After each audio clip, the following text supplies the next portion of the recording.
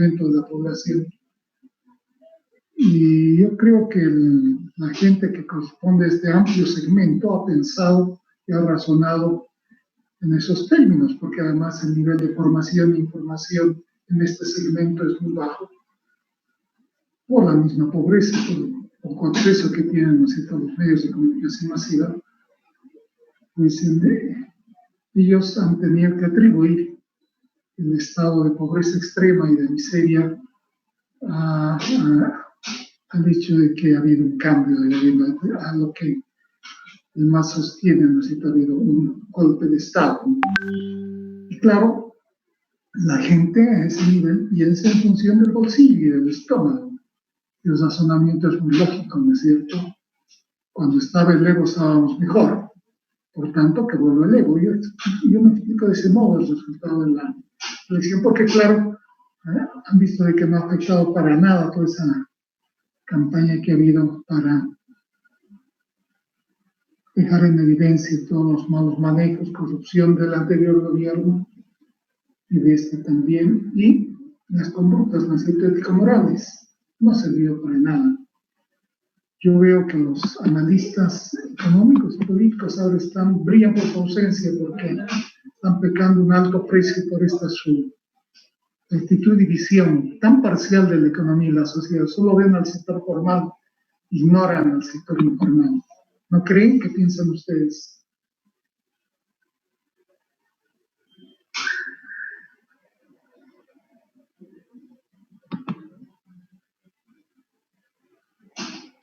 Bien, vamos a cerrar este paréntesis de comentario de la actualidad y entraremos a la clase.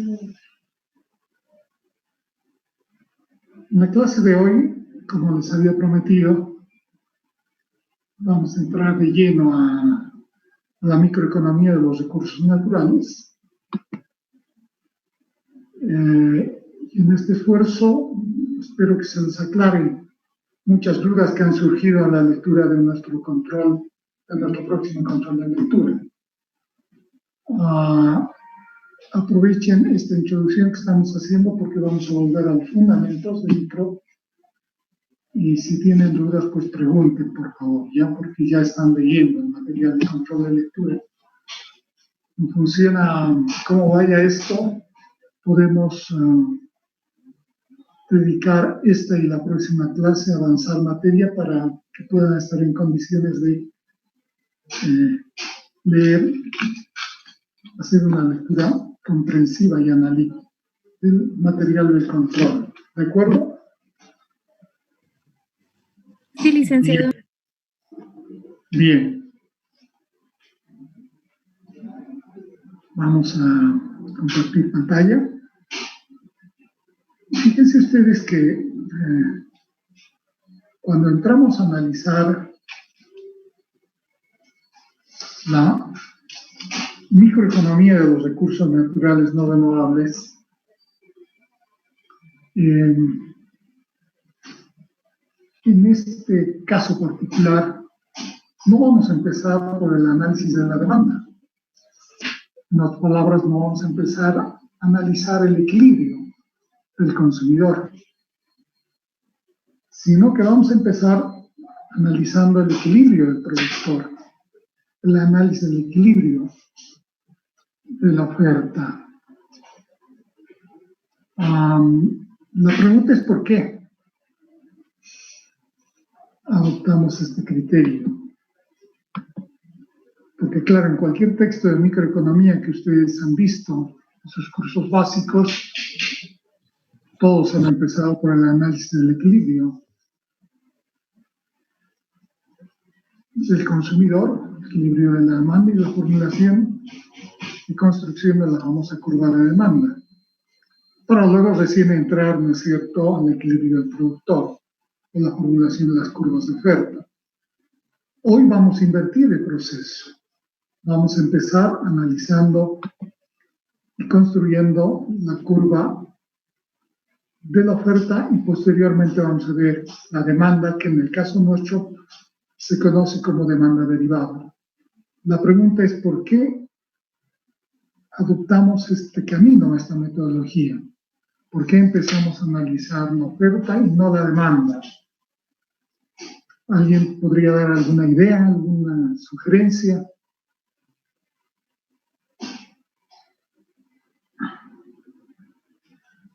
Pues bien, adoptamos este camino porque estamos hablando, cuando hablamos de recursos naturales no renovables, estamos hablando de recursos que en su producción e incorporación en el proceso económico fungen como insumos o bienes intermedios en los procesos industriales. En otras palabras, el conjunto de los recursos naturales no renovables, cuando se incorporan al flujo económico a través de la realización de su producción, se incorporan en general como insumos o bienes intermedios. El caso, por ejemplo, de los recursos naturales energéticos se incorporan, ¿no es cierto?, bajo la forma del consumo de fuentes de energía, que pueden ser petrolera o no petrolera, ¿verdad? Fuentes generadoras de energía y de fuerza motriz. En el caso de los recursos naturales no renovables minerales, se incorporan igual como insumos intermedios, bienes intermedios, de tal manera que en el proceso de producción industrial aparecen y fungen, ¿no es cierto?, como un elemento esencial que forma parte del capital para el proceso de transformación de una materia prima en un producto o un producto de consumo final duradero o no duradero. Entonces, como ustedes pueden ver, el tratamiento que se da a la demanda de bienes intermedios o insumos es distinto al tratamiento que se le da a la demanda de bienes de consumo final. Cuando uno habla de la demanda por bienes de consumo final duradero o no duradero, obviamente puede remitirse, como han hecho en sus cursos de microeconomía, primero al análisis de los gustos y preferencias del consumidor, y luego que a través de los gustos y preferencias del consumidor han podido construir las famosas curvas de indiferencia, a través de ellas recién se han aproximado al mercado a las curvas de indiferencia, han combinado las rectas de balance que expresan los precios relativos de la economía, y allá donde la curva de indiferencia que expresa los gustos y preferencias del consumidor, que está limitado por un nivel de ingreso dado y su disponibilidad efectiva, ¿no es cierto?, de acceder, dados los precios relativos, a cubrir sus necesidades solo parcialmente, el punto, ¿no es cierto?, de tangencia entre la curva de indiferencia y la recta de balance era lo que nos daba el punto de equilibrio del consumidor. ¿Se acuerdan? Y a partir de ahí se podía construir la famosa curva de demanda. ¿Se acuerdan? ¿No es cierto? En sus clases iniciales de microeconomía.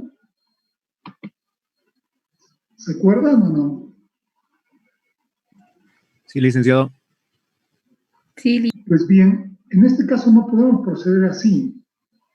Para ponerlo de una manera amena y más accesible a ustedes, imagínense a mis alumnos de Economía de Recursos Naturales no renovables haciendo encuestas para preguntar a los consumidores cuál es su grado de preferencia para usar plomo. Y les preguntarían qué están estudiando ustedes y para qué están estudiando este tema, ¿no? Lo que pasa es que el plomo no se consume directamente, no es un bien de consumo final, ¿verdad? Es un bien de consumo intermedio, se usa como insumo, bien intermedio en un proceso de producción. Entonces, ustedes se preguntarán cómo se deriva la función de demanda de un recurso natural no renovable. Se deriva a partir de la función de producción que ya incorpora a los recursos naturales no renovables como insumo intermedio, que ya lo incorpora como bien intermedio, ¿no es cierto? Con el cual, junto con el capital y el trabajo, permite obtener una determinada cantidad de producto, que es el bien de consumo final. En el caso de los recursos naturales no renovables, por tanto, para obtener la curva de demanda de los recursos naturales no renovables, lo que se hace es derivar la función de producción donde aparecen los recursos naturales como bienes intermedios, y a partir de esa derivación, ¿no es cierto?, se obtiene la curva de ingreso de la productividad marginal del insumo en cuestión y lo que corresponde a la demanda por el recurso en cuestión. En otras palabras, si ustedes se fijan, la curva de demanda de recursos naturales no renovables se obtiene vía derivación de una función de producción que comprende no solamente el capital y el trabajo, sino también los insumos intermedios que se usan en el proceso de producción de un bien de consumo final, duradero o no duradero. ¿Está entendido esto? Esa es la razón por la cual no empezamos a analizar la curva de demanda de los recursos naturales y empezamos a usar la oferta. Empezamos por el análisis de la función de producción a partir de la cual se va a derivar lo demás. ¿Me entienden? Sí, Gaby. Tienes una pregunta. Gonzalo, ¿Llanos, tienes pregunta? Licenciado. ¿Cuál es tu pregunta? José, adelante con tu pregunta. Vamos a empezar con la función de oferta, porque estos son bienes intermedios. La función de oferta es una oferta de bienes intermedios o de insumos, ¿me entiendes? Que son los recursos naturales no renovables. Ya, entonces es por esto que, por esta característica de estos bienes que no vamos a empezar el análisis con la función de demanda. Con la producción, con la función de oferta, no por la demanda. En cualquier análisis del equilibrio, ¿no es cierto?, del producto, del factor, empezamos por el análisis de la demanda. Empezamos por construir curvas de diferencia que expresan los gustos y preferencias del consumidor respecto a este bien final. Eso no se puede hacer en el caso de los bienes intermedios o los recursos naturales no renovables. No sé si está más claro, José.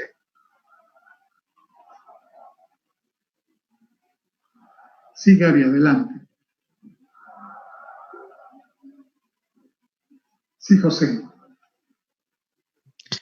O sea, si fueran bienes finales, sí analizaríamos como con cualquier otro, desde el lado de la demanda, desde la función de producción. El consumidor, empezamos por construir la curva de demanda. ¿Ya? Acá no. Si no tenemos la función de producción que incorpora los recursos naturales no renovables como bienes o insumos intermedios, no es posible derivar su demanda. De hecho, la obtención de la curva de demanda de recursos naturales no renovables se lo obtiene a través de la derivación de la función de producción para la obtención del ingreso de la productividad marginal de ese recurso natural no renovable, que es la curva de demanda del recurso. La curva de demanda del recurso es derivada de la función de producción en la cual cumple la función de ser bien intermedio o insumo. ¿De acuerdo? ¿Está más claro? Por eso vamos a empezar el análisis por la oferta. Vamos a empezar el análisis de la función de producción que ya incorpora los recursos naturales como insumos o materia prima. ¿Ok? ¿Está más claro? No podemos empezar analizando la demanda, porque para analizar la demanda, tal como se hace para construir la demanda de cualquier bien y servicio de consumo final, tendrían que establecer encuestas sobre los gustos y preferencias de la gente respecto a un recurso natural. Les ponía el ejemplo del plomo, ¿no es cierto? Eso no se puede hacer, ¿verdad? Es ridículo. Sí, Mariela. ¿Tienes una pregunta? No, licenciado, acabo de ingresar, por eso se ha activado el Ok, micrófono. adelante. Ok. ¿Está más claro, José?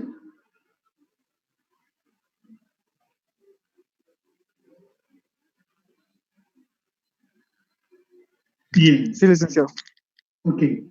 Empezaremos entonces viendo el análisis micro, la microeconomía de los recursos naturales.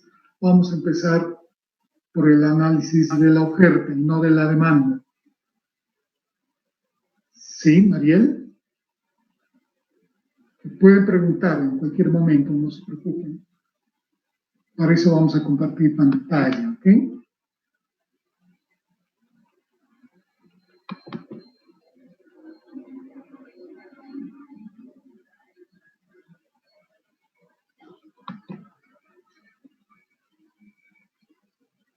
Ustedes tienen ahí entonces en pantalla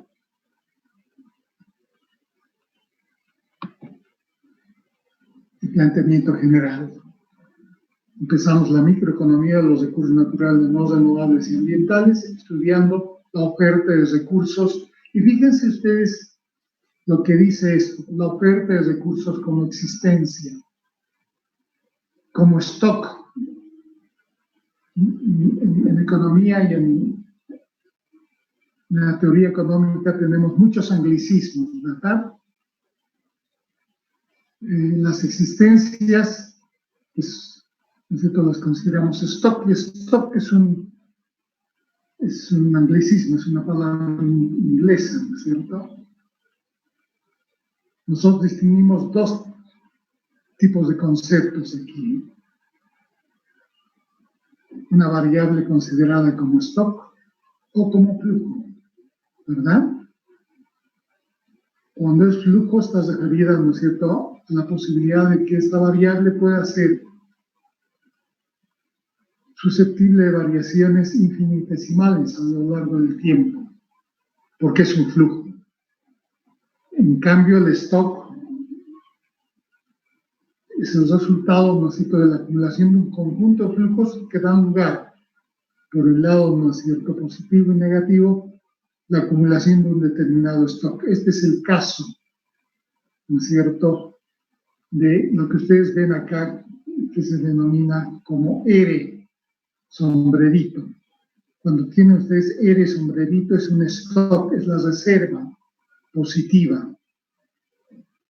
R es el stock de reserva positiva. La reserva positiva, que resulta de las inversiones en prospección y exploración, es una acumulación, es un stock. Vamos a poner nuestro... Es una acumulación que resulta de sumar inversiones en la actividad de prospección y exploración que dan lugar a la formación de una reserva que es un stock, que es un volumen, que como ya dijimos en las clases iniciales, ese volumen es susceptible de ser cuantificado y cualificado a nivel de 3 medidas que me permiten medir el cuerpo mineralizado.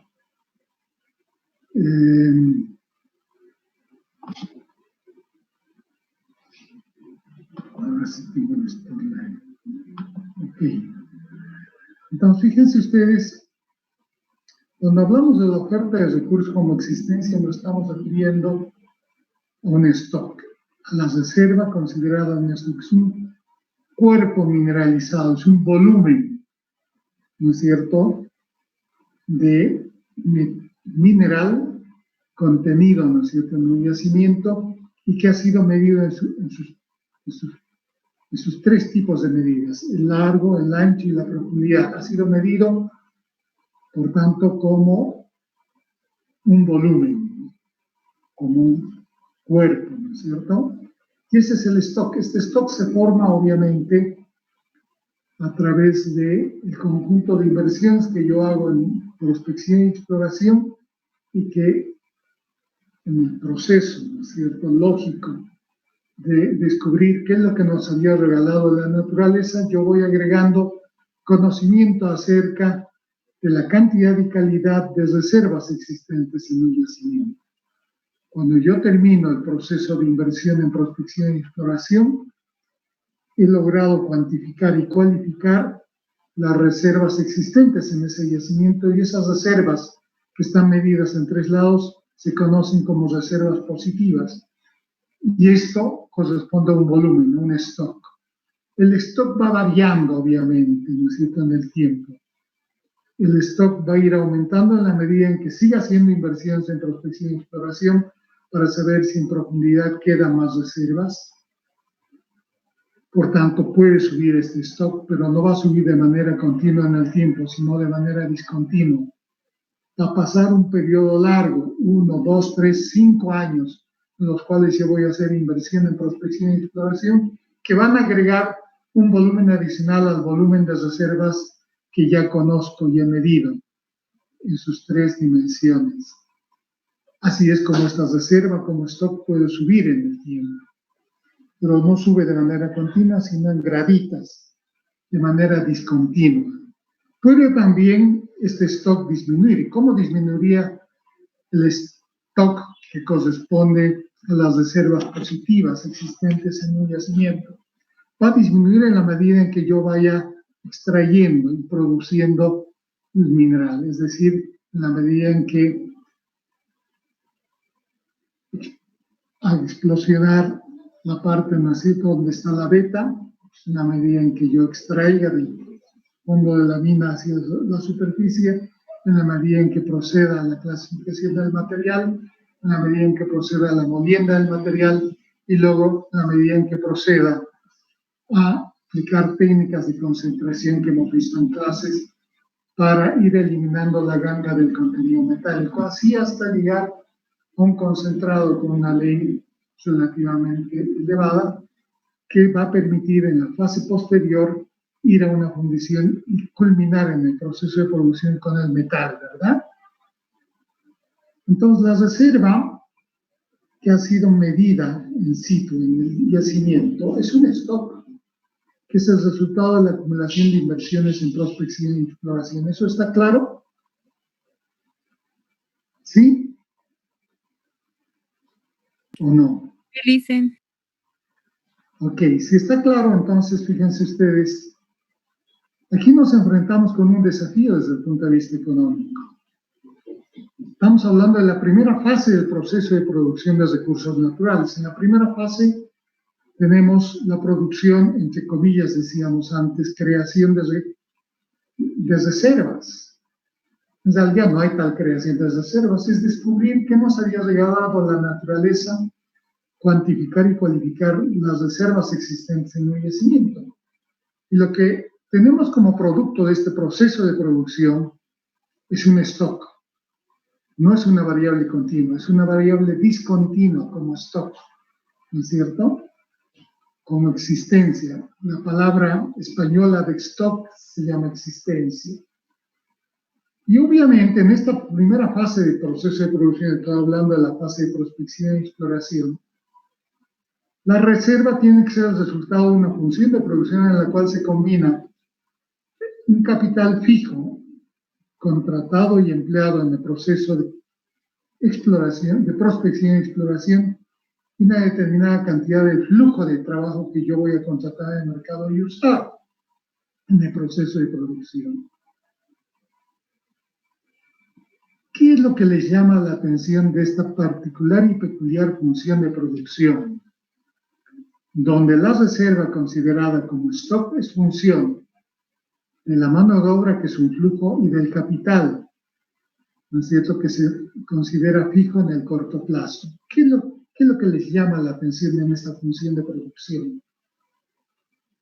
La pregunta más concreta es, ¿esta función de producción es derivable?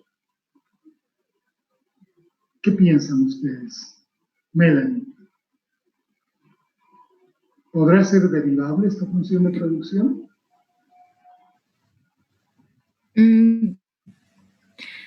Teniendo en cuenta, licenciado, que el stock puede aumentar o disminuir, yo creo que de eso dependería.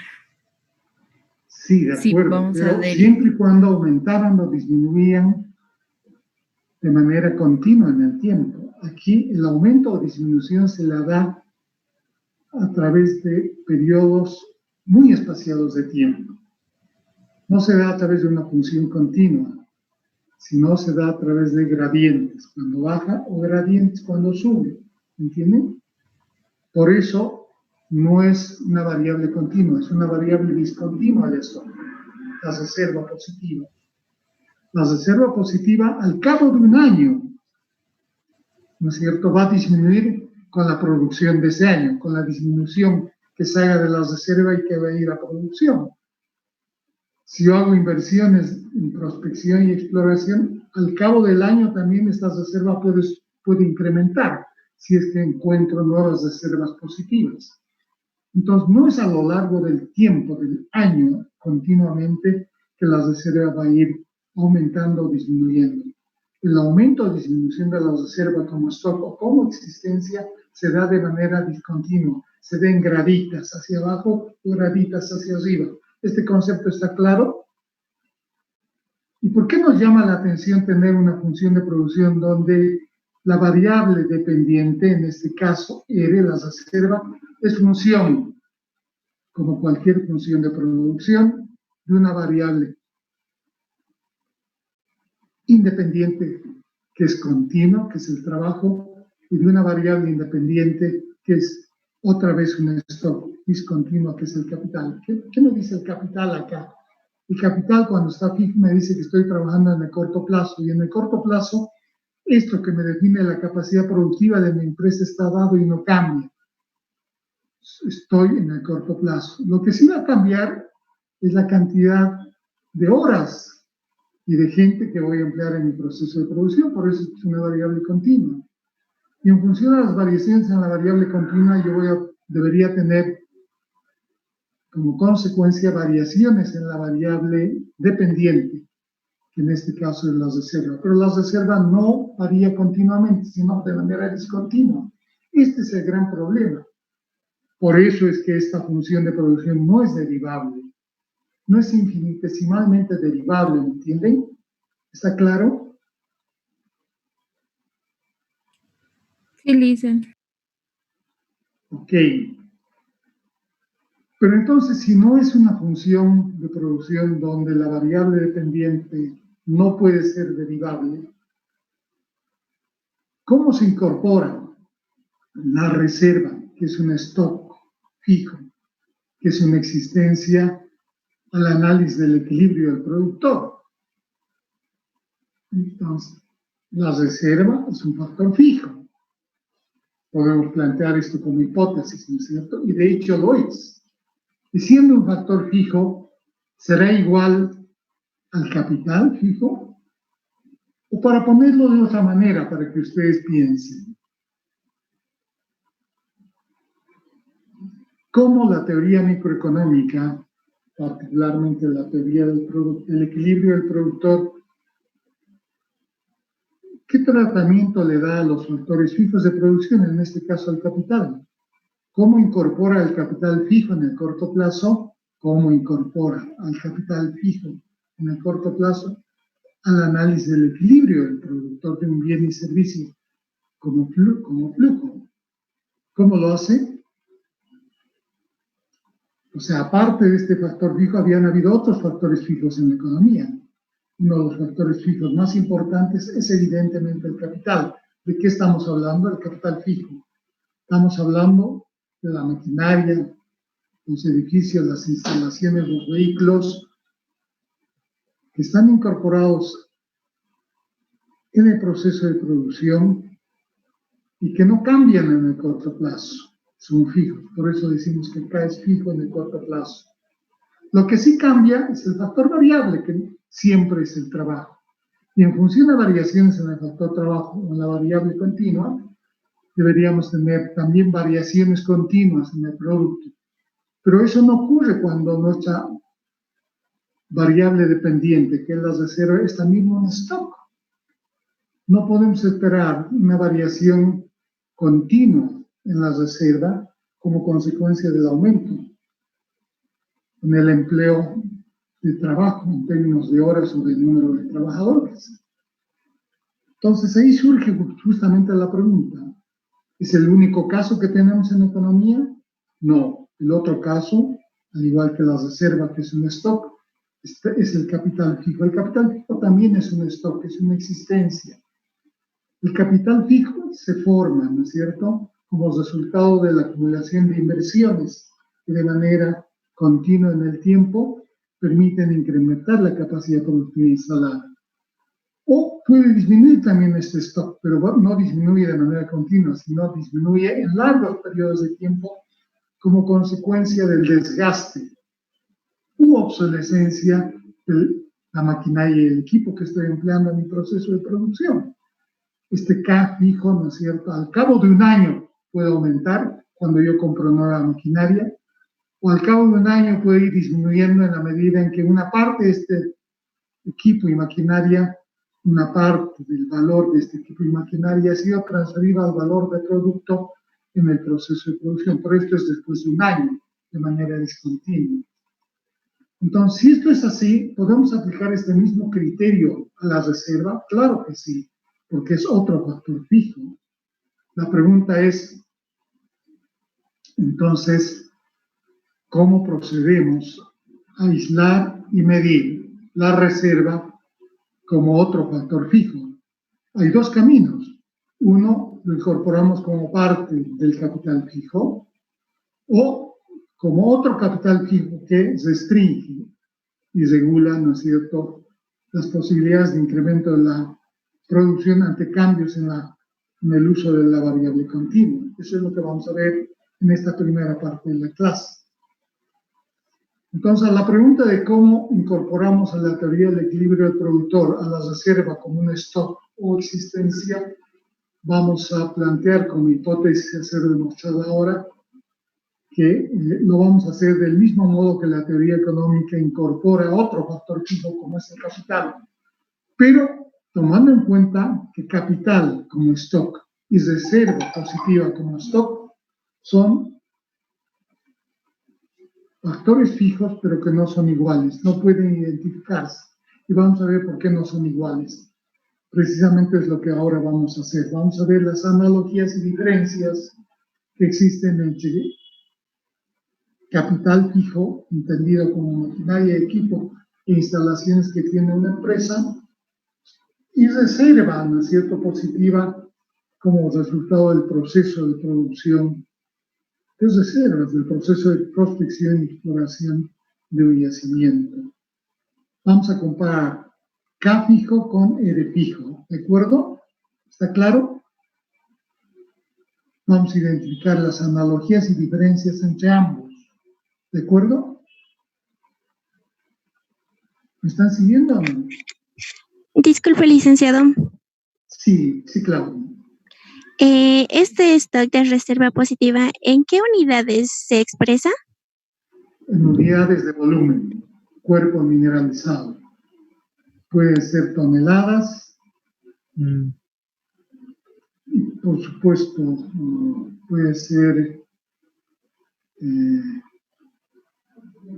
kilos o pueden ser libras, ¿no es cierto? Pero es un cuerpo mineralizado, es un volumen, ¿ya? Está bien, gracias, licenciado. Ok. ¿Alguna otra pregunta?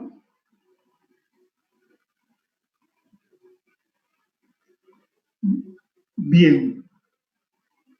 Para ello, primero vamos a recurrir al concepto que tenemos los economistas acerca del capital.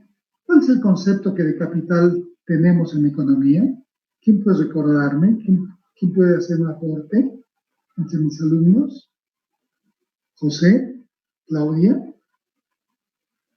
Mariel, Melanie.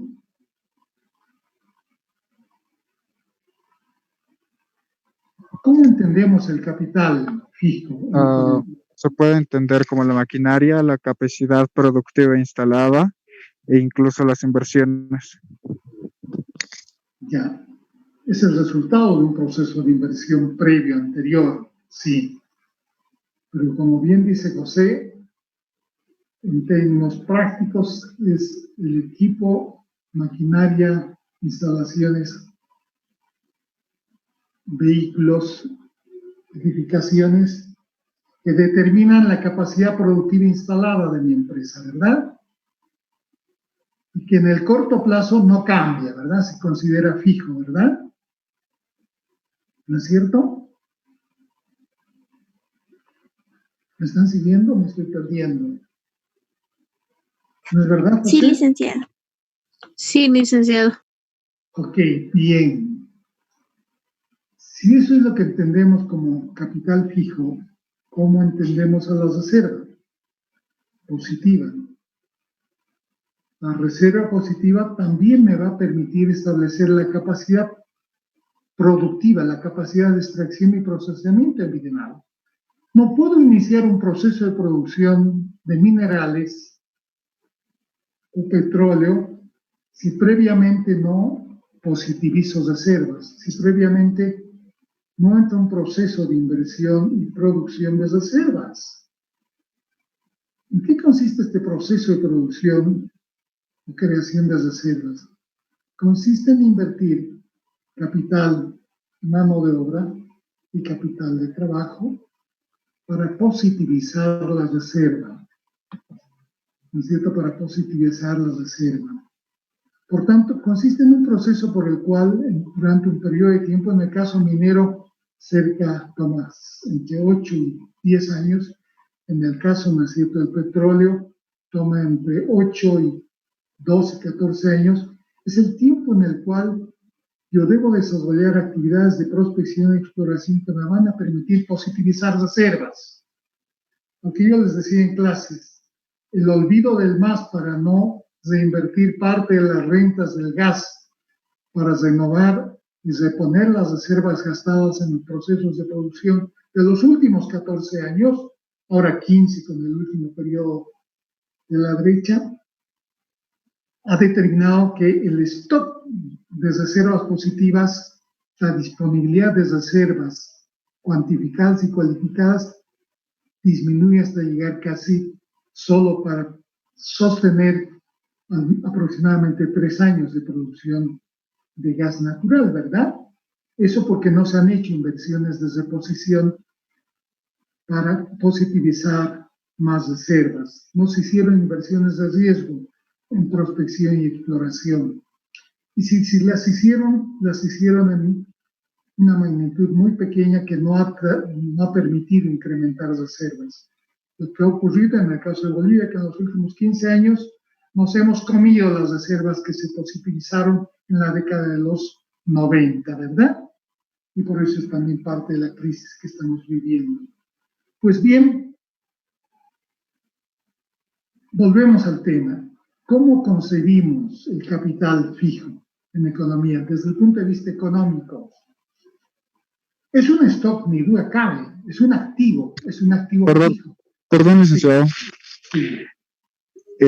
¿Quién mide estas reservas positivas? ¿Define YPFB o es alguna empresa extranjera o el Estado? Ya. El que hace inversiones de riesgo en prospección y exploración es normalmente quien adquiere derechos, ¿no es cierto?, por parte del Estado para expectativamente en el tiempo descubrir un determinado nivel de reservas y producir un determinado nivel de producción de gas como flujo. La producción siempre es un flujo, la reserva positiva es un stock. Entonces, es el sujeto económico, es el empresario público o privado, el encargado de hacer inversiones en prospección y exploración, José, ¿ok? ¿Ya? En este caso, en el caso boliviano, con las pseudo nacionalizaciones, el Estado, ¿no es cierto?, que puede promover o no que privados o ya YPFB realicen inversiones de prospección y exploración que no se han realizado en los últimos 15 años, ¿verdad? Pero ahora volvamos al tema, ¿no es cierto?, teórico, conceptual. ¿Qué entendemos por capital en términos económicos? ¿Qué es el capital para los economistas? Pregunta. Aparte de la expresión empírica de que evidentemente comprende equipo, maquinaria e instalaciones que determinan la capacidad productiva, pero desde el punto de vista conceptual y teórico, ¿cómo entendemos los economistas el capital fijo? Este es un activo fijo. Y como activo fijo es un bien que no es flujo, es un stock, es un bien que es un stock que presta servicios a lo largo del tiempo. ¿Qué significa esto? Que este capital que está expresado, ¿no es cierto?, en términos monetarios para valorar el capital, debe servir para que la empresa pueda producir un determinado número de años. ¿Por qué? Porque la empresa obviamente va a usar maquinaria, equipo, vehículos, instalaciones que tienen un tiempo de vida útil determinado. La maquinaria no te dura indefinidamente en el tiempo. Te dura normalmente entre 10 y 20 años, al cabo del cual tienes que reemplazarlo con la misma tecnología o mejor tecnología. Los vehículos, que son también parte del capital fijo, ¿no es cierto? Los vehículos están diseñados que con un buen mantenimiento no te van a durar más allá de 10 años en que tienes que renovarlos. Entonces, fíjense ustedes de qué estamos hablando. Estamos hablando de activos fijos que prestan sus servicios a lo largo del tiempo. La maquinaria y los vehículos sirven para producir durante 10 años, por decir algo. ¿No es cierto? Al cabo de los 10 años tengo que reemplazarlos, ¿verdad? Tengo que hacer una renovación de equipo, tengo que reemplazarlos, porque gran parte de su valor ha sido transferido al producto vía depreciación. ¿Me entiende? ¿No es cierto? Cada vez que parte del equipo y de la maquinaria, cada vez que el capital fijo entra en un proceso de producción en un periodo de un año, transfiere parte de su valor al producto. ¿Cómo lo transfiere? A través de la depreciación. Por eso aquí decimos, el capital fijo se deprecia. ¿Cómo se deprecia? Por la forma como este activo, este valor, que es una existencia, va transfiriendo su valor al producto. ¿Me entienden? ¿Está claro? Entonces, desde el punto de vista económico, el capital fijo, el capital concebido como existencia, es un activo que presta servicios a lo largo del tiempo. ¿Está claro ahora el concepto este? No Sí, compra, no compra una preguntita. en un periodo de producción, ¿verdad? Alejandra, dime. Al momento que se deprecia el capital, ¿tiene Capital algún fijo. sí, tiene algún tiempo, como en algunos otros capitales o activos que Claro, dicen que cada activo, como ustedes saben, tiene un periodo de vida útil, ¿no? La sí, maquinaria está diseñado para trabajar, suponte, 20 años. Al cabo de 25 los años? 20 años, esa maquinaria ya no te va a rendir lo mismo y tendrás que reponerla. Y para eso haces reservas de depreciación, ¿verdad? Por eso es que el capital fijo se deprecia, porque haces reservas anuales de depreciación para su reposición al cabo de los 20 años. El vehículo, ¿no es cierto? Todo vehículo de transporte humano o de carga, igual, tiene un tiempo de vida útil que pueden ser 10 años y por supuesto al cabo de los 10 años tienes que reemplazarlo, ¿verdad? ¿No es cierto? Ese Sí, es el para que concepto no de haya depreciación. rendimientos bajos. Ese es el concepto de depreciación, ¿me entiende? Sí, ¿Ya? sí, sí. ¿Aló? ¿Está Sí, claro, Alejandra? licenciado. Sí, sí, ¿Sí? sí, gracias. Ok. Entonces, estarán de acuerdo conmigo que el capital fijo es un bien considerado como existencia que presta servicio a lo largo del tiempo, que no se agota con su primer uso, con el primer periodo de producción.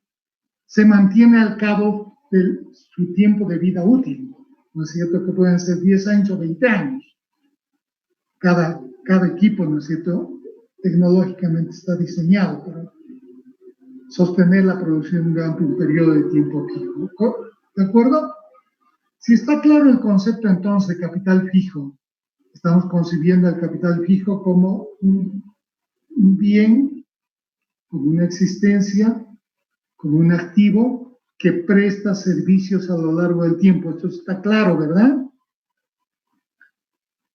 Siendo también la reserva positiva una existencia, un stock, ¿podemos concebirla como un bien que presta servicio a lo largo del tiempo? Claro que sí, porque yo no positivizo reservas para sostener un año de producción.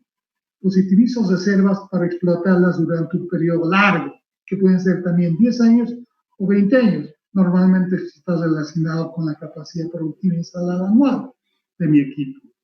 Entonces aquí evidentemente, aquí hay una analogía en cuanto al concepto. Tanto capital como reservas son activos fijos, son existencias que prestan servicio a lo largo del tiempo.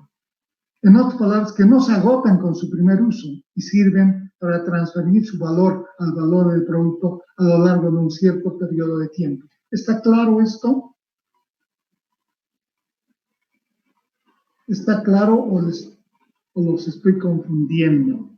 Son cosas elementales. Alejandrita, adelante. No, le quería decir que sí, que está claro. Ok. Bien, hemos identificado una analogía, ¿no es cierto? Una analogía conceptual. Ambos son bienes que prestan servicios a lo largo del tiempo, ¿verdad? ¿No es cierto? ¿Por qué estamos haciendo este análisis de analogías y diferencias? Porque queremos saber en este campo particular del proceso de producción de recursos naturales no renovables si podemos incorporar la reserva como parte del capital fijo o, ¿no es cierto?, necesitamos hacer aparecer como una forma particular distinta de capital fijo. Ese es el desafío. Esta es una innovación a la microeconomía. Esta es la innovación que resulta de la adaptación de la teoría microeconómica a esta realidad, la realidad de la producción de recursos naturales no renovables. Por eso estamos haciendo esto, ¿me entienden? Entonces, primera analogía conceptual. Ahora vamos a una diferencia. ¿Cómo estos stocks transfieren su valor al producto? En el caso del capital, que refleja, ¿no es cierto?, el valor en términos de existencia de la maquinaria, el equipo, vehículos o una casa, valores inmobiliarios, todos estos equipos, todo este capital fijo, transfiere una parte de su valor al producto en un periodo, que puede ser un año. Y este proceso se conoce como proceso de depreciación. El capital fijo se deprecia. En otras palabras, aquella parte del capital fijo que ha transferido su valor al producto, ¿no es cierto?, entra a formar parte del producto y yo tengo que generar una reserva para reponerlo año tras año. Si el tiempo de vida útil del capital son 10 años, al cabo de 10 años voy a hacer una reserva que me va a reponer el valor del equipo y cuando ya deje de ser usado voy a poder reemplazarlo, comprarlo de nuevo. ¿Está claro? ¿Sí? Bien, esto es muy elemental. ¿La reserva también se deprecia? No, ¿verdad? Cada vez que yo produzco una parte de la reserva, cada vez que una parte de la reserva la meto al proceso de producción de minerales o de petróleo, esta reserva no se deprecia, sino que se agota. Y tendría que hacer inversiones en prospección y exploración para renovar o ampliar esta reserva en otras áreas o zonas, aledañas a donde estoy explotando o en profundidad, ¿no es cierto?, de donde está ubicado el depósito. Por tanto, mientras el capital se deprecie, ¿qué significa esto? Que yo puedo reponerlo, la reserva se agota. ¿Por qué se agota? Porque el recurso natural es no renovable. Se va acabando con la producción, ¿eso está claro? Y aquí vemos que hay una diferencia, ¿no es cierto?, enorme. El capital fijo se deprecia, la reserva positiva se agota cada vez que yo produzco, lo transformo en un nivel de producción, ¿verdad? ¿Está claro? ¿No está confuso esto? Está claro, Liz. Ok, vamos adelante. Vamos a entrar en un tema que puede ser nuevo para ustedes, pero que es bien importante.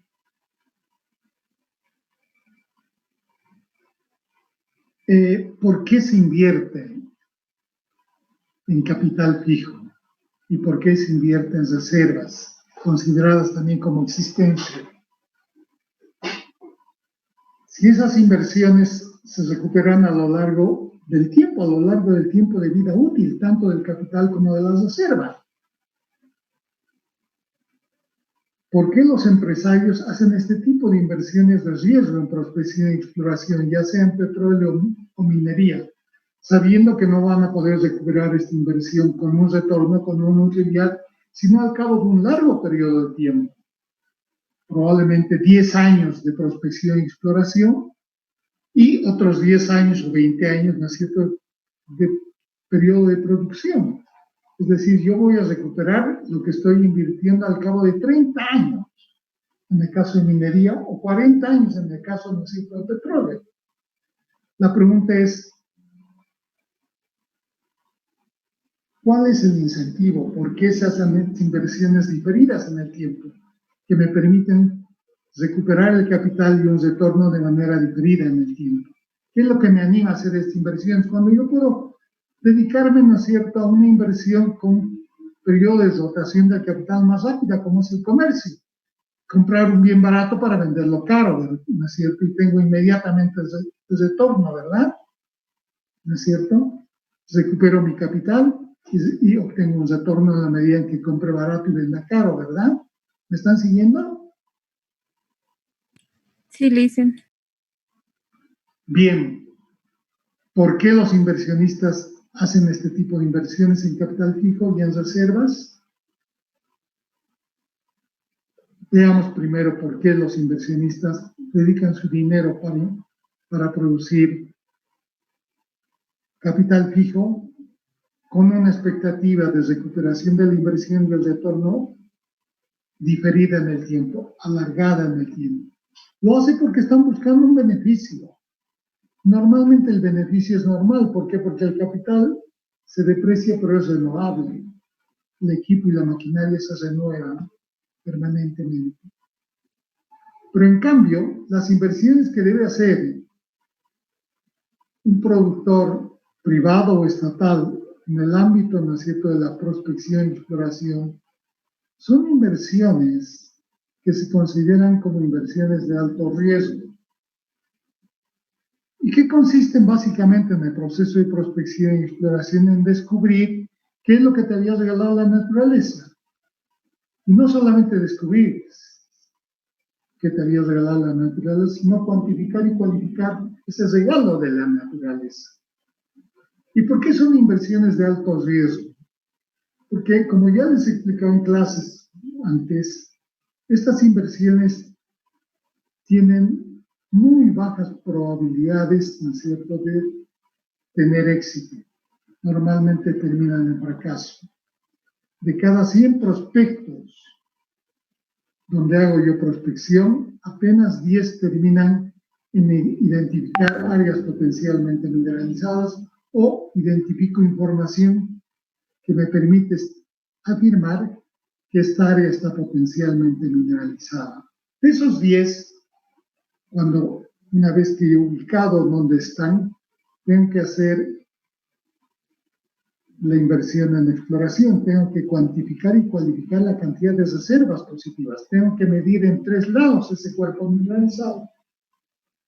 Y esa inversión, ¿no es cierto?, es una inversión también de alto riesgo, aunque obviamente parto ya de una información dada por la prospección, no parto de cero, y obviamente voy a hacer estas inversiones que van a tener una recuperación diferida en el tiempo.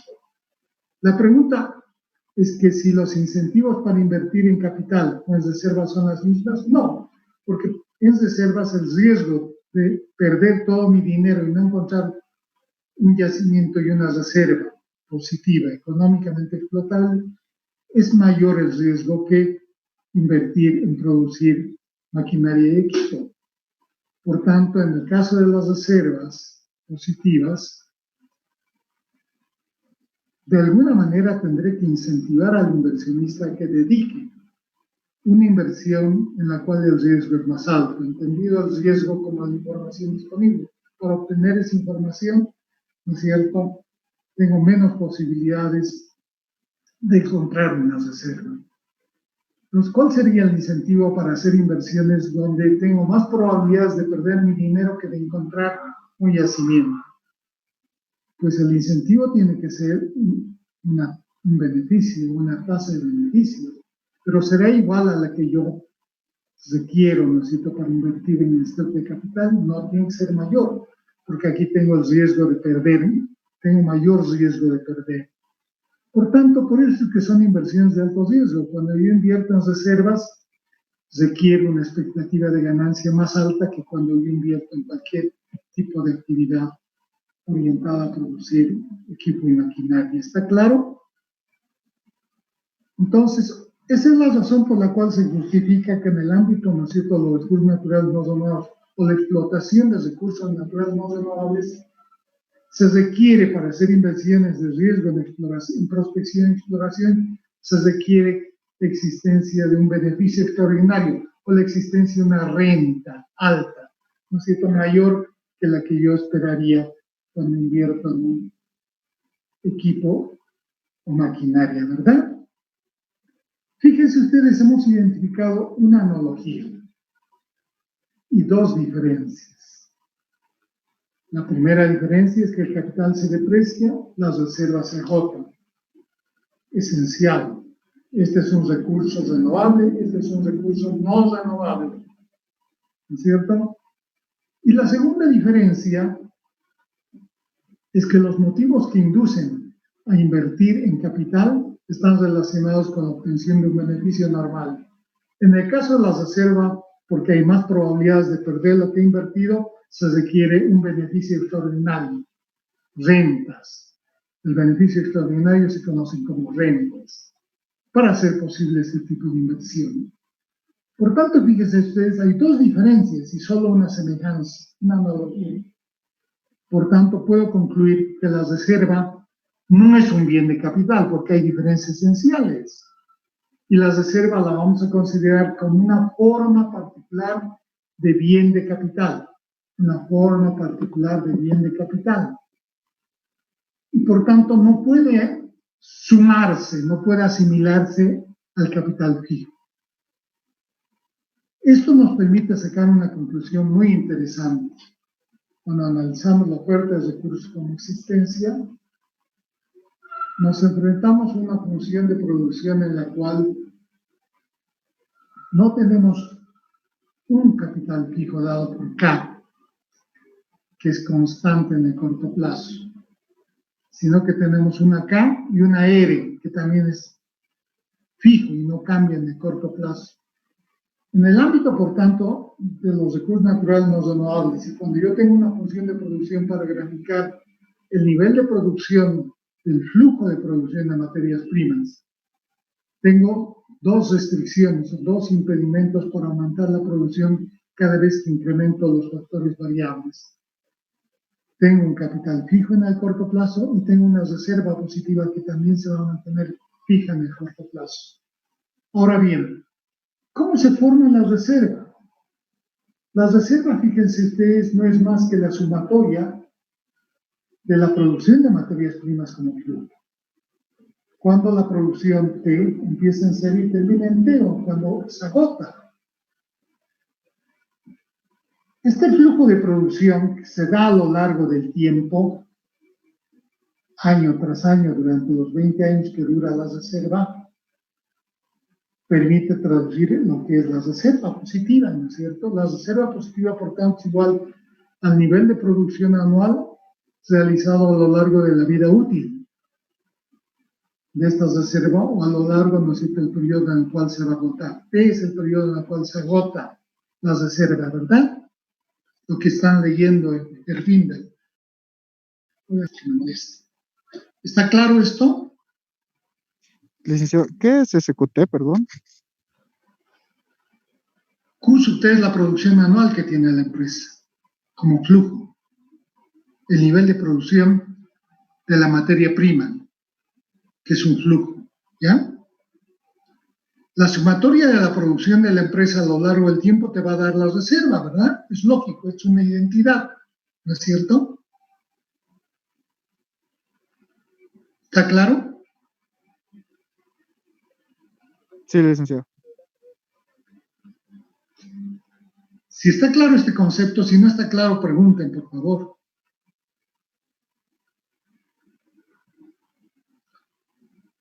Una reserva cualquiera, que es una existencia, ¿no es cierto?, sirve para sostener la producción a lo largo del tiempo, supongamos 10 años. Les voy a poner un ejemplo práctico.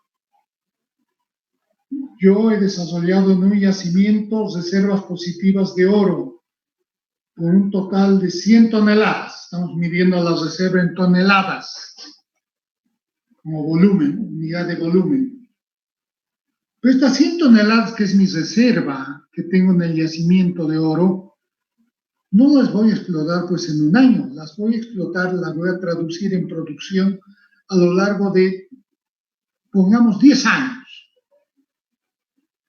Si mis reservas, que son 100 toneladas, lo voy a producir a lo largo de 10 años, porque eso me dice la capacidad productiva instalada en capital fijo, entonces quiere decir que QT cada año va a tener un valor de 10. 10 por 10 van a ser los 100 que tengo como reserva, ¿está claro? Por tanto, si yo desarrollo reservas positivas de oro por 100 toneladas y lo empleo en una empresa que tiene una capacidad productiva anual de producción de 10 toneladas, esta reserva de 100 toneladas me va a servir para sostener un flujo de producción QT desde el año 0 hasta el año en que se agota por 10 años. 10 por 10 son 100, ¿verdad? ¿Está claro? ¿Sí? José. Licenciado, Sí, claro. ¿esta producción se va a dar de manera constante? Así, De manera en el primer continua en el año tiempo. 10, en el 10, segundo 10, 10. 10, 10, así es como se hacen los proyectos y se efectiviza la producción, teóricamente, ¿no es cierto? ¿Ya? Y ese es un flujo, ¿ya? ¿Por qué es un flujo? Porque dado que no voy a cambiar las reservas en el corto plazo, las reservas positivas, dado que no voy a modificar la capacidad productiva instalada en equipos y maquinaria, mi horizonte de producción anual no puede ser más de 10, ¿no es cierto? Puede ser menos si empleo menos capital variable, pero no puede ser más de 10. No puede ir más allá, ¿no es cierto?, de la maquinaria, de lo que puede producir la maquinaria y el equipo, no puede ir más allá de la existencia de reservas positivas, ¿no es cierto?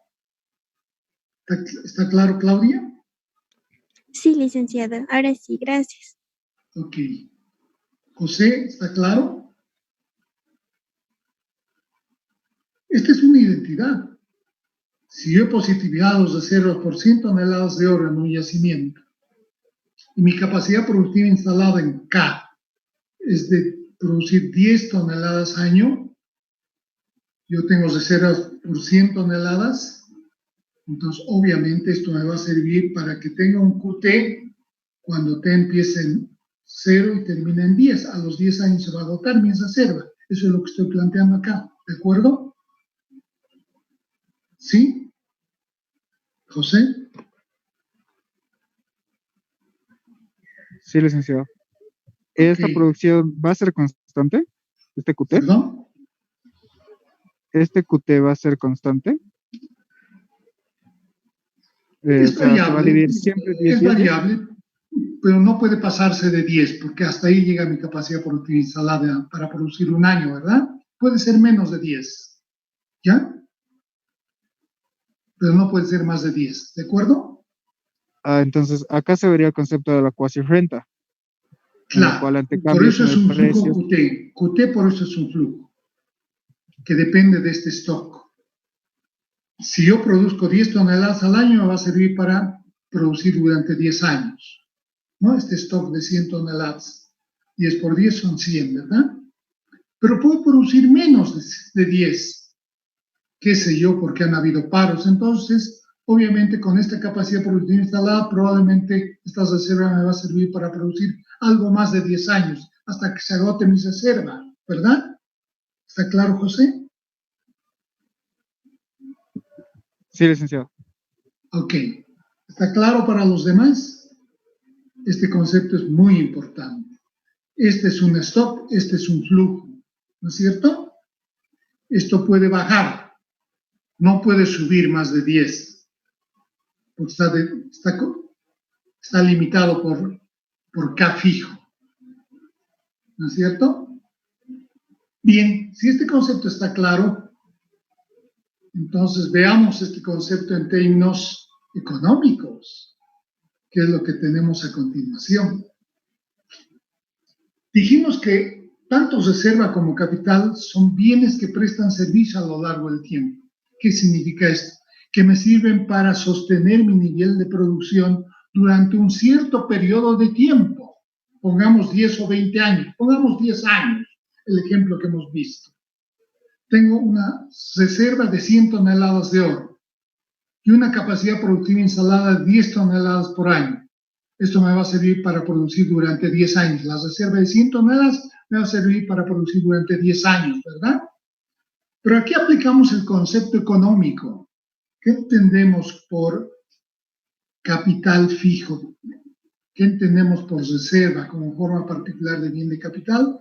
Entendemos al capital como a la reserva positiva como bienes que prestan servicios a lo largo del tiempo. Por eso es que aquí colocamos este flujo. Esta producción genera un ingreso dado por el precio y tiene un costo de extracción y de producción, ¿verdad? Genera un flujo anual, ¿no es cierto? Que es el resultado de restar al ingreso el costo, ¿verdad? En el caso de Herfindahl que están leyendo, el precio es variable y varía, ¿no es cierto?, en una función exponencial a lo largo del tiempo, porque el precio inicial del periodo P sub 0 va a ir subiendo año tras año aplicando una tasa de interés compuesta a lo largo del tiempo. Por eso es que es una curva, ¿no es cierto?, exponencial que tiene esta forma, ¿verdad? En el caso de Herfindahl, el costo, que también podía subir a la misma o menor velocidad que el precio, en el caso de Herfindahl, el costo se considera constante. Es una línea recta, ¿verdad? En los gráficos, ¿se acuerdan? ¿Sí? Entonces, tengo un precio que va subiendo a lo largo del tiempo y tengo un costo que es constante. Año tras año, cuando el valor de T adopta un valor de 0 a 10, año tras año voy a tener un flujo. Probablemente el flujo va a ser, ¿no es cierto?, creciente, ¿no es cierto? Es lo que llama el autor regalía o flujo neto, ¿verdad? Que voy obteniendo año tras año, este flujo neto va a ir creciendo porque T está sujeto a una variación exponencial, a una tasa de interés compuesta a lo largo del tiempo, y su curva es exponencial. El costo es constante. Dado que el costo es constante, por tanto, el flujo neto va a ir creciendo en el tiempo en función a la velocidad con la que va subiendo el precio. ¿Está claro esto? Y licenciado, ¿el precio y el costo están dados para cada unidad? No para el conjunto de la producción, ¿no? Para cada empresa, evidentemente. Para cada empresa, cuando haces un proyecto, calculas el presupuesto de ingresos y costos, y a partir del presupuesto de ingresos y costos, derivas el flujo neto. Es decir, el ingreso que vas a recibir por la venta de tu producto, que es esto, y los costos que efectivamente tienes que desembolsar como flujo en el proyecto año tras año. Por eso T va de 0 hasta, ¿no es cierto?, el agotamiento de la reserva, hasta T mayúscula, ¿no es cierto? Entonces tienes un flujo que empieza en el periodo inicial, en el periodo 0, y termina en 10 años, porque la reserva solo sirve para 10 años. Y ese flujo, ¿no es cierto?, cuando el costo es constante, en este caso es variable, vamos a suponer que es constante, ese flujo corriente nominal va a ir subiendo año tras año, hasta que se agote la reserva, ¿verdad? ¿Está claro esto? Licenciado, ¿Cierto? ¿el precio ¿No? es igual al ingreso? Claro, unitario, necesito ingreso unitario, José, ¿ok? Gracias, licenciado. Y este es el coste también unitario. Podemos expresarlo esto en términos totales. En este caso tendríamos precio por cantidad vendida, sería el ingreso total, ¿verdad, José? ¿No? ¿Cómo, licenciado? Perdón. Podemos expresarlo también como ingreso total. Para expresarlo como ingreso total, a este precio tengo que multiplicarle la producción vendida, ¿verdad? PT por QT, ¿no es cierto? Y voy a tener el ingreso total, ¿verdad? Precio por cantidad, ¿verdad? Vendida, ¿no es cierto? Pero en términos unitarios estamos hablando. En términos unitarios se supone que la producción va a ser constante año tras año y por tanto en términos unitarios yo comparo el precio unitario menos el coste unitario por cada unidad de producción, ¿de acuerdo? El coste unitario en este caso, en el caso de Herfindahl, es constante, no cambia en el tiempo. Estamos hablando de expresiones monetarias corrientes, nominales. Por eso es que esto va subiendo en el tiempo, año tras año, hasta que se agota la reserva, ¿verdad? Este flujo neto, ¿no es cierto? José, Claudia, ¿no es verdad? ¿Ese Ahora flujo bien, neto sería la regalía? esta es la regalía, exactamente, Claudia, ¿ya? Este es el concepto de regalía, ¿ya? Que utiliza Herfindahl. Ahora bien, estamos hablando de flujos nominales, corrientes. Estamos hablando de los 100 bolivianos del que les hablaba en la clase anterior. Y yo les digo, ¿qué prefieren los 100 bolivianos hoy o los 100 bolivianos de aquí a 10 años? Si no les ofrezco una tasa de interés, no tengo forma de comparar. Voy a preferir 100 bolivianos hoy porque de aquí a 10 años esos 100 bolivianos por efecto de la inflación va a valer menos, ¿verdad? ¿Qué estoy haciendo ahí? Estoy deflactando esos 100 bolivianos, deflactando el impacto que tiene la inflación a lo largo del tiempo esos 100 bolivianos. ¿Me entiende?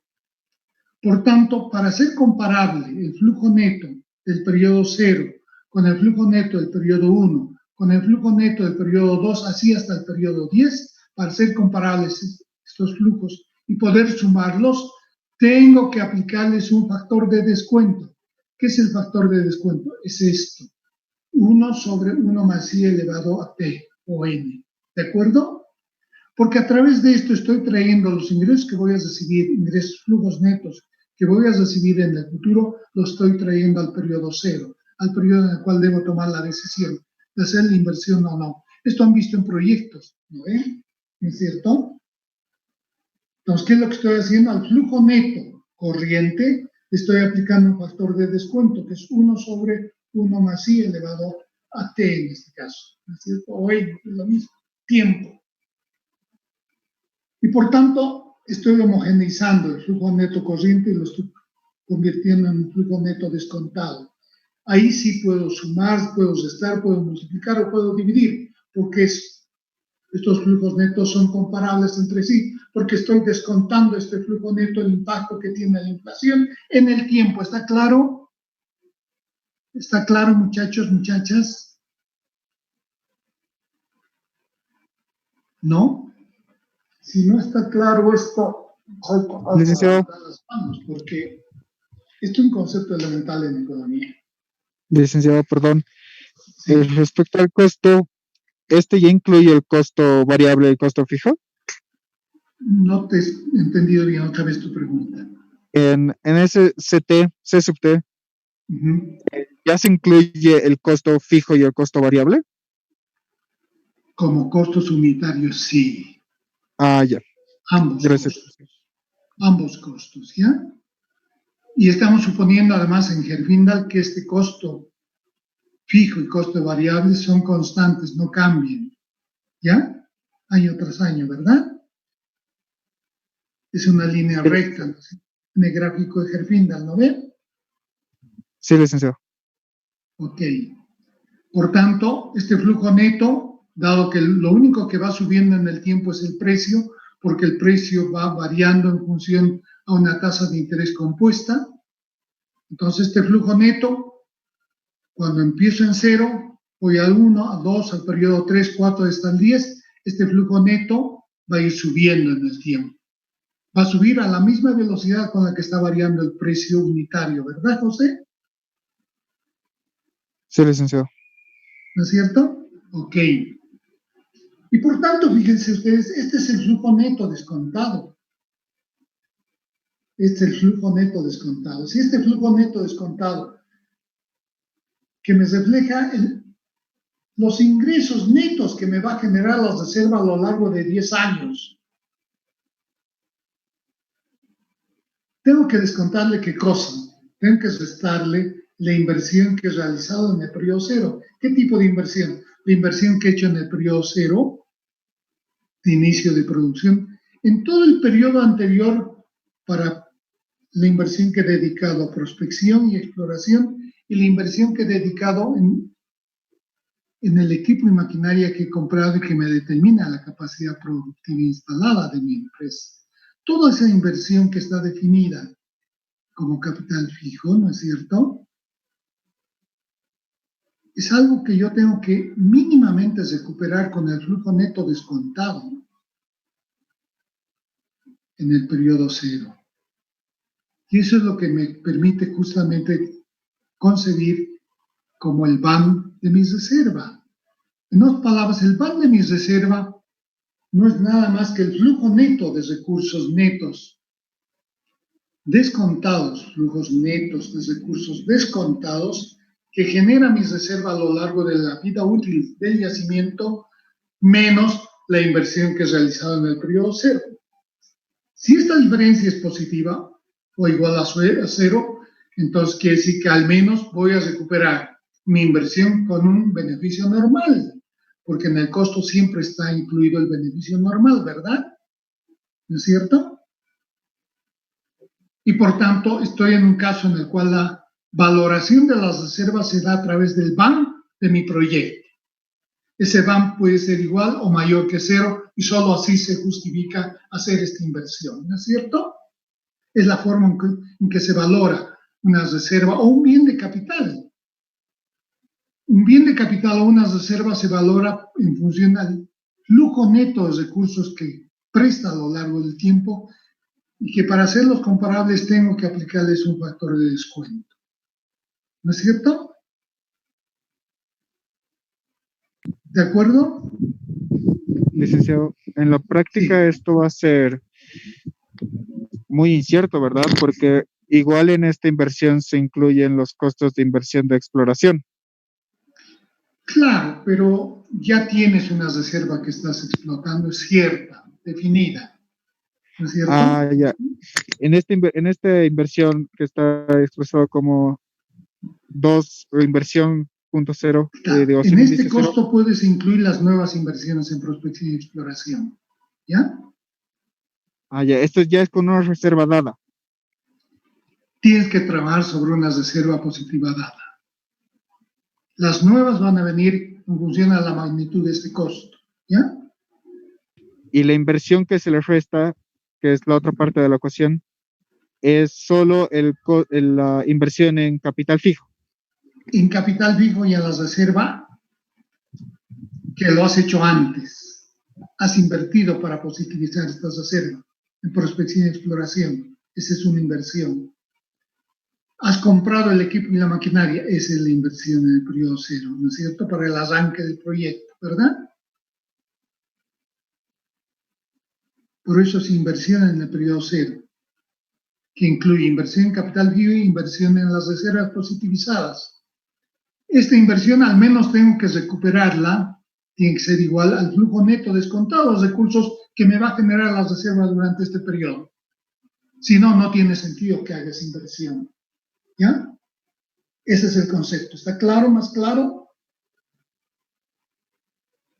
Parece que le estuviera hablando en un idioma distinto al que están acostumbrados como estudiantes de economía.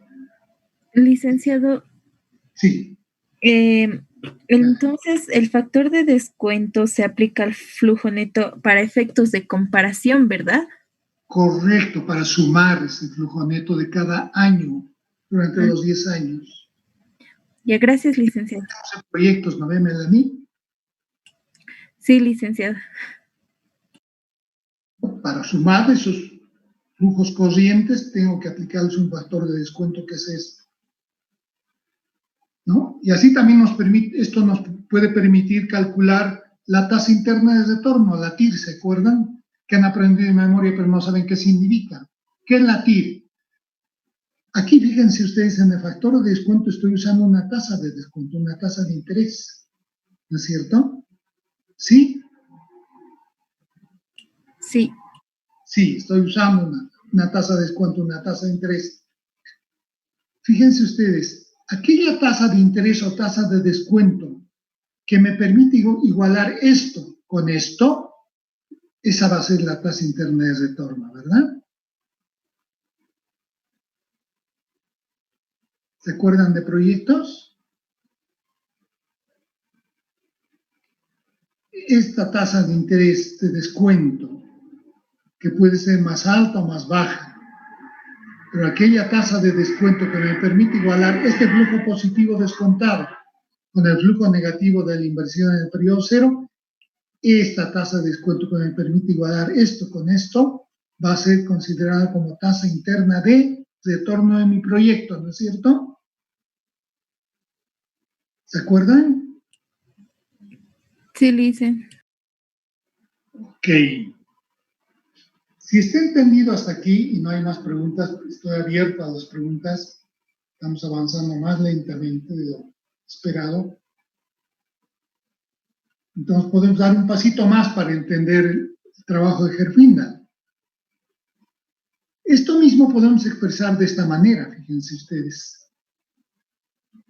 Este es el flujo neto, ¿no es cierto? Nominal, expresado en moneda común y corriente, ¿no es cierto? Durante los 10 años, ¿verdad? Pero el factor de descuento puedo expresarlo de esta manera, ¿verdad? En otras palabras, e elevado a menos it o in es igual a 1 sobre 1 más i elevado a n, ¿verdad? E expresa justamente aquello. Para que esto esté multiplicando el flujo neto, que es lo que pasa con el precio, el exponente tiene que ser positivo. Si es negativo, estoy deflactando, ¿verdad? Porque va al denominador, ¿verdad? E es igual a 1 sobre 1 más i elevado a n, ¿de acuerdo? Por convención, por nomenclatura, ¿de acuerdo? Sí, licenciado. Por tanto, aquí estamos actuando como factor de descuento, estamos dividiendo. Si tuviéramos esto con exponente positivo, estaríamos expresando lo que muestra PT dentro del modelo de Herfindahl, ¿no es cierto? PT es igual a P sub 0 multiplicado por una tasa de interés compuesta, 1 más i elevado a n, ¿verdad? Es la tasa de interés compuesta, ¿verdad?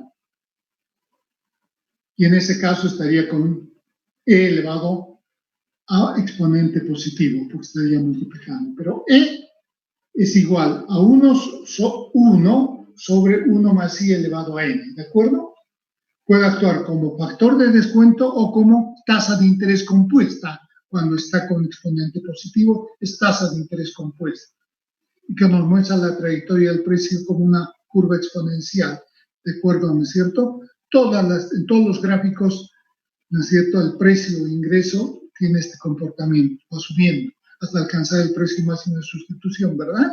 Les voy a dar una noticia positiva. El control lo vamos a dedicar básicamente a, dado que tienen tanta deficiencia en microinformación, manejo de matemática aplicado a la economía, lo vamos a dedicar y vamos a pedir que hagan una lectura e interpretación de gráficos. Solamente voy a pedir que me hagan lectura e interpretación de gráficos, ¿de acuerdo? ¿Ya? ¿Está entendido? Los gráficos de la lectura, licenciado. Los gráficos de la lectura, ¿ya? Está bien, licenciado. Ok. Me preocupa la falta de participación del resto de mis alumnos, mis queridos alumnos y alumnas. Y me preocupa ¿Este control porque... cuándo sería, licenciado? ¿No? ¿El Perdón, control José. cuándo este control cuándo sería? Vamos a tomar de aquí a una semana, el próximo martes, ¿ya? Porque la próxima clase también vamos a seguir avanzando en este sentido. Les va a ayudar a entender, ¿verdad? Licenciado, esto es solo ¿Cuándo de le lo está de... complicando esto? Licenciado, ¿el control es solo de lo de Herfindahl o de las dos lecturas? Solo Herfindahl. Lo otro no está al alcance de ustedes, ¿ya? Es para que tengan en su biblioteca un trabajo que ha recibido al premio Nobel de Hotelling, ¿ok? Como referencia, ¿ya? Está bien, licenciado, gracias. Ok. ¿Alguna otra pregunta a este nivel? ¿Está claro entonces? Esto es igual a esto, ¿no es cierto? Estamos expresando lo mismo. Solo que aquí estamos multiplicando por E. 1 más I elevado 1 sobre 1 más I elevado a N. Y está con signo, con el exponente negativo porque está yendo a dividir, ¿no es cierto? El factor, está yendo como factor de descuento. ¿Ya? ¿De acuerdo? Ahora bien, fíjense que hemos desarrollado acá. Estamos desarrollando cómo se valora una reserva. La reserva no es más que el BAN que me genera la reserva a lo largo del tiempo. Y el BAN no es más que la sumatoria de los flujos netos corrientes aplicando un factor de descuento que es este y restando a esto, a este flujo neto descontado los recursos, la inversión realizada en el periodo C. Esa diferencia me da el BAN de mi reserva. Por eso les decía, acá estamos aplicando proyectos, preparación y evaluación de proyectos, ¿verdad? Es lo que hace el autor Herfindahl, ¿no es cierto? Por eso es una materia de economía aplicada, ¿no es cierto? En sustitución al análisis, ¿no es cierto?, en términos de ciclos que hace Hotelling, que es más complicado, pero que lo vamos a llevar en clases. Les voy a dar un modelo más accesible a ustedes, tanto en matemáticas como en lenguaje económico. ¿Ok? Está claro entonces esto, ¿no? No tienen preguntas, ¿verdad?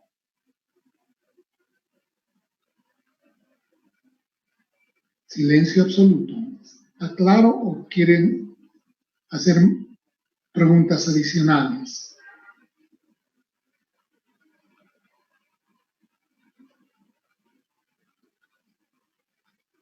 Nos faltan herramientas, ¿no? Sí, José, adelante.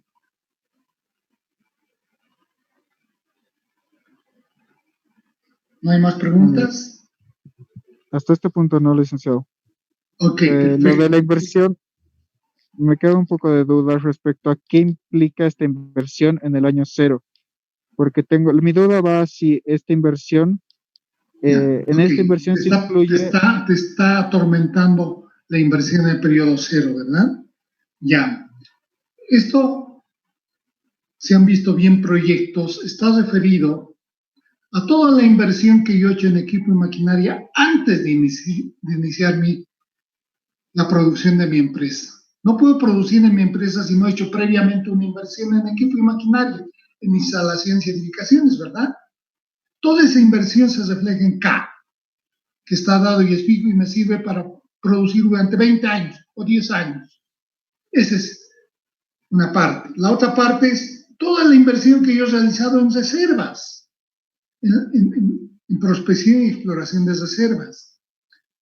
Y como tengo una reserva positiva, esa reserva positiva y ese equipo y maquinaria están listos para empezar a producir. Por eso se habla que es la inversión en el periodo cero, en el periodo, ¿no es cierto?, en el cual doy arranque al proceso de producción de mi empresa, ¿verdad? Donde se da por hecha la inversión en capital fijo en el pasado y por hecha la inversión realizada en prospección y exploración, ¿no es cierto?, durante mi proyecto para positivizar esta reserva. Es la inversión que yo he acumulado antes de arrancar mi empresa, mi proyecto, ¿verdad? ¿Está claro, José? Sí, licenciado, ahora sí me queda claro. ¿Perdón? Sí, licenciado, ahora sí me queda claro. Ok. ¿Alguna otra pregunta, mis queridos alumnos? Dicen, Sí, Alejandro. al momento de hacer el proyecto, toda la evaluación que se hace es igual como cualquier otro proyecto, o como hay reservas positivas, tienen otro trato. Es exactamente lo mismo. Es exactamente lo mismo. Lo único que cambia que en la inversión en el periodo cero no es solamente la inversión en capital, en maquinaria, equipo. Hay que añadir la inversión que yo he realizado en prospección y exploración, ¿verdad? Ya. Entonces, dentro del capital inicial, el capital cero, podría decirse, que está dentro, ahí está todo lo que se ha hecho para ver si es rentable, ¿cómo se dice? La exploración. Está dentro de eso.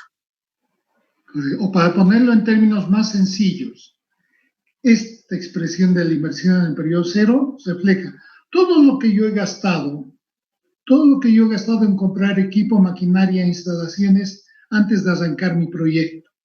Y todo lo que yo he gastado en positivizar la reserva. El periodo anterior, ¿ya? Ya, ahora sí, ya lo entendí, sí. Ok. ¿Qué otra pregunta más tienen? Claudia, ¿está todo claro?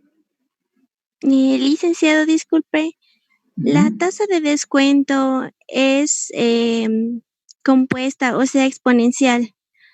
¿Por qué no se utiliza No, una tasa simple? la tasa no es exponencial. La tasa de interés es un valor porcentual, como ustedes saben, ¿no es cierto? Sí, licenciado, me refiero a la tasa de descuento. Teóricamente, la tasa de interés, como economistas, en la medida en que la tasa de interés es baja, refleja un grado de preferencia que tiene el agente económico respecto al dinero. Si la tasa de interés es baja, el grado de preferencia por el dinero, ¿no es cierto?, en efectivo es baja. Si la tasa de interés es alta, ¿no es cierto?, el grado de preferencia es alto. En otras palabras, la tasa de interés refleja porcentualmente, ¿no es cierto?, el tipo de expectativa que uno tiene respecto al grado de sacrificio que tiene un agente económico para diferir consumo presente hacia el futuro, ¿verdad? ¿Me están entendiendo? Sí, licenciado. Si yo no quiero sacrificar mi consumo presente para ahorrar e invertir hacia adelante, ¿no es cierto? Si yo no quiero hacer y tengo una preferencia por consumo presente, la tasa de interés va a ser baja. La tasa de interés va a ser más alta en la medida en que tengo una expectativa, ¿no es cierto?, de retorno más alta en el tiempo. Eso refleja. La tasa de interés es un grado de preferencia del agente económico por el consumo presente en función al consumo diferido en el tiempo, a futuro, ¿me entienden? Estos son conceptos básicos. ¿Está claro, Claudita? Si no, pregunta. Eso sí, licenciado, gracias. Ok. Y licenciado, otra pregunta? ¿Sí? Esta tasa de descuento nos dijo que es compuesta, ¿verdad? Puede ser compuesta o puede ser simple, ¿ya? En el caso de Herfindahl es compuesta. ¿Por qué? Porque refleja la trayectoria del PT precio en función al tiempo, es decir, cómo va a variar el precio en el periodo cero, P sub cero, en función a qué trayectoria va a tener en el tiempo. Y nos dice que tiene una trayectoria exponencial, esta forma de curva, ¿no es cierto? Para que tenga esta forma de curva, la tasa de interés tiene que ser compuesta. En otras palabras, es esto, que ya no se divide, sino se multiplica P sub cero, ¿verdad? Por tanto, el precio va a ir subiendo. Cada año va a ir subiendo más y más. sube en forma exponencial, ¿verdad, José? ¿Está claro? Esto es lo que hace que le dé esa forma a la curva. Correcto, exactamente. Ese tipo de interpretación y lectura de gráfico les voy a pedir que hagan, ¿ya? En cada uno de los gráficos y casos. No les voy a pedir más desarrollos porque veo que es difícil llenar tus deficiencias de formación y al mismo tiempo aplicarlas, ¿no es cierto? Estos son los problemas que tiene la mala formación que tenemos en economía, lamentablemente en nuestra carrera. ¿No es cierto? ¿Estarán de acuerdo conmigo? Ok. Bien. Yo les decía que las inversiones en prospección y exploración, las inversiones realizadas en el periodo cero, en el periodo anterior a cero, en prospección y exploración son inversiones de alto riesgo. ¿Qué tipo de riesgo? Hay un riesgo geológico.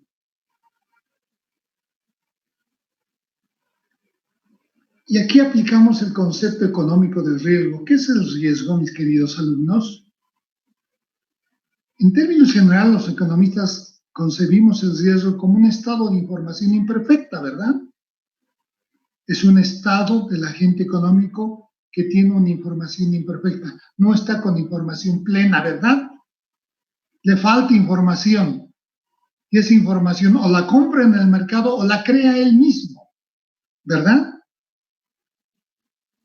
Y con eso baja el riesgo. El riesgo va a bajar en la medida en que el tomador de decisiones tenga más información. El riesgo va a ir a cero cuando el tomador de decisiones tenga toda la información disponible para tomar sus decisiones, ¿verdad? ¿Me están entendiendo? ¿No es cierto? Sí, licenciado.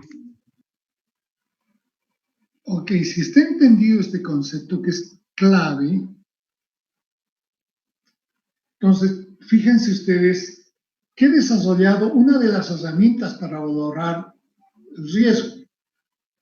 La primera herramienta es la herramienta económica, es el cálculo económico de la reserva, entendido como el flujo neto de recursos descontados menos la inversión en el periodo cero. En otras palabras, la medida económica de la reserva viene dada por el pan de mi reserva, ¿no es cierto? Esa es la medida económica. Pero fíjense ustedes que esta medida económica tengo que correlacionarla, tengo que vincularla con el tipo de reservas con las cuales estoy trabajando. Tengo que vincularlas con un riesgo, que es el riesgo geológico. El riesgo geológico va a ser máximo en la medida en que no conozca nada de lo que me ha regalado la naturaleza en mi yacimiento.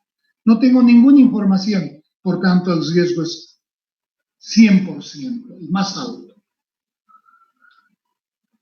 Si yo he logrado hacer inversiones que me permiten tener medido uno de los tres lados y estimo probabilísticamente las otras dos dimensiones, he estimado y he medido el ancho, pero estoy estimando probabilísticamente el largo y la altura. Entonces voy a tener las famosas reservas posibles. La reserva posible es aquella reserva en la cual conozco solo una de las variables, ancho, y estimo probabilísticamente el largo y la altura. Por tanto, el volumen de la reserva posible es un volumen que puede o no darse en el tiempo, porque no conozco la información relativa al ancho, al largo y la altura de la reserva. Y en ese caso estoy frente a las reservas posibles. La reserva posible es aquella en la cual tengo información plena del ancho y calculo probabilísticamente, estimo probabilísticamente el largo y la altura. Es una reserva que puede o no darse y obviamente es una reserva todavía incierta. ¿Cómo voy a salir de esta incertidumbre haciendo más inversión que me permita más información? Por ejemplo, si yo hago inversiones que me permiten medir el largo y el ancho, he medido la superficie y para medir el volumen estimo probabilísticamente la altura, la profundidad del yacimiento. En este caso, estoy frente a reservas probables, que tienen menor riesgo geológico, donde he hecho inversiones, pero no he hecho todas las inversiones necesarias para minimizar el riesgo a cero. Estas reservas probables tienen dos medidas calculadas, verificadas como información, y tienen una medida que yo estimo probabilísticamente. Por tanto, tiene menor riesgo que las posibles, pero sigue teniendo un riesgo. Pero ¿qué pasa si hago toda la inversión necesaria para medir el ancho, el largo y la altura? He medido en los tres lados las reservas. Entonces no me queda ninguna información incierta.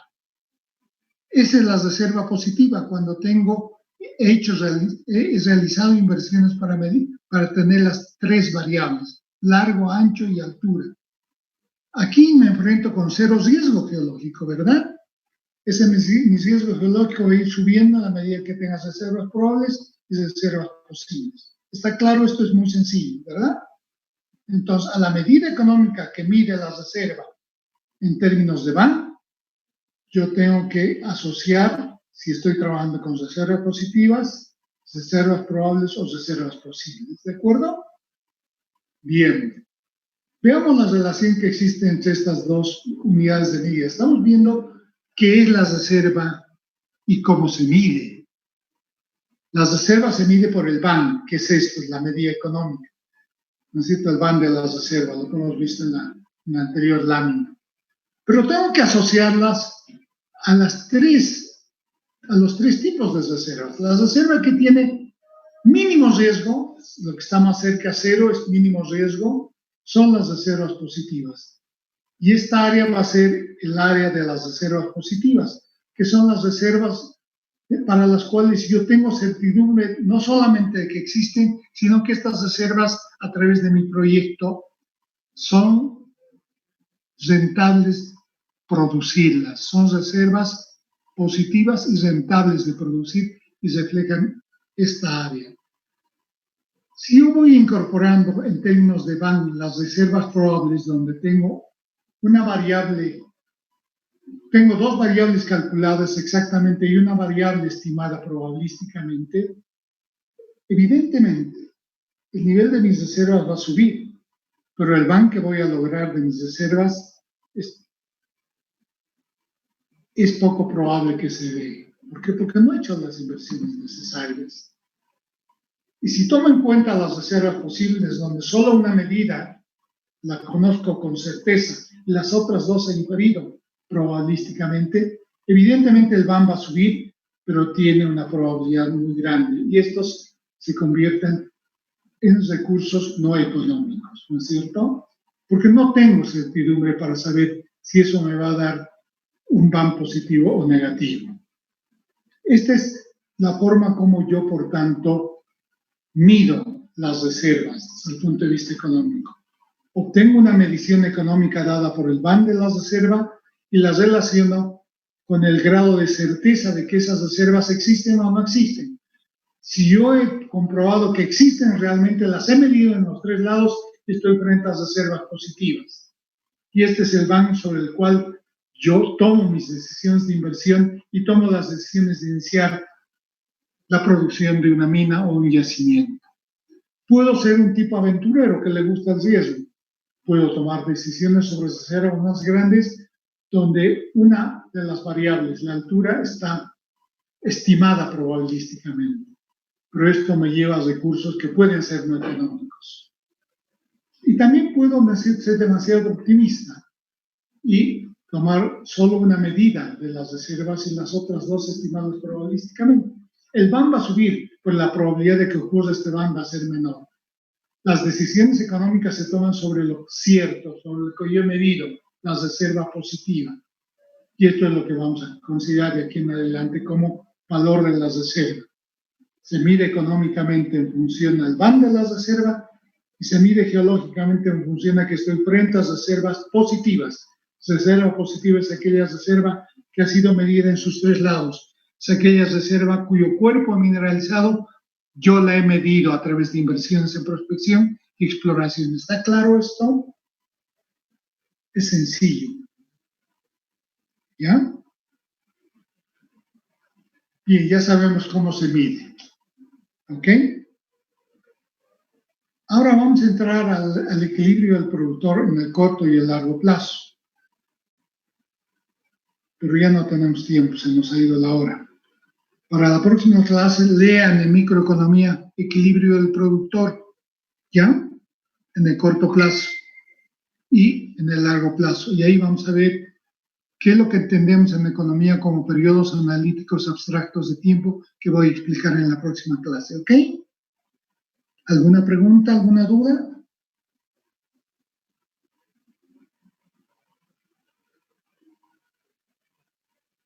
Licen, ¿Sí? una pregunta.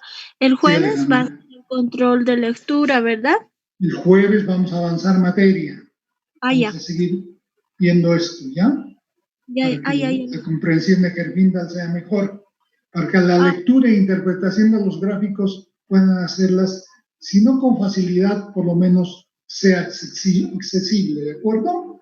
bueno, está bien, Licen, gracias. Ok, hijita. ¿Alguna otra pregunta? Bien, nos veremos entonces el día jueves, ¿ya? Y el control lo tomamos el próximo martes, ¿de acuerdo? Está bien, gracias, Lisa. Ok, Melanie. Está bien, licenciado, gracias. Hasta luego, José. Gracias, licenciado, por la paciencia. Hasta Hasta luego, luego. Claudia. Gracias, Licen. Hasta la próxima clase. Hasta luego, Luis. Hasta luego, licenciado. Chao, Mariel. Hasta el jueves, licenciado. Chao, Mar. Nos vemos. Hasta luego, Licen. Hasta luego, Mariel. Ok, creo que Mariel ya se ha despedido. Hasta luego.